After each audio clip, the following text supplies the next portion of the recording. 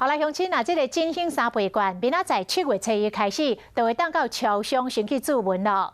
高雄有一个超商的店长真用心哦，伊来拍一段教学的影片，放去伫网络，教大家安怎注文3倍券。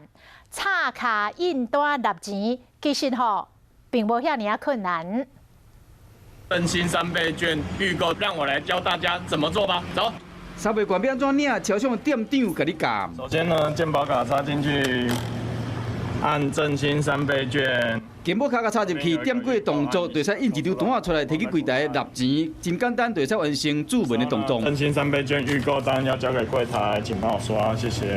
高雄这个现出来店长将这个影片放伫网络顶面，已经真侪人伫讨论，有人来伫问。这就应该有4、500个。带着这个简讯、身份证跟 健保卡都要带。是讲3倍券的注文，敢是7月7才正式实施？原来是超商专案开系统后台宽限，和店长测试兼家人，未少民众看了后认为讲，甲其他的通路比较起来，超商更加方便。简单，还跟领口罩一样。像我如果没有身份证的话，就是带那个户口名簿跟健保卡来领取。尤其是排队要排很久啦，我是觉得超商比较方便一点。 24小时拢会使操作，唔免伫咧邮局人客人。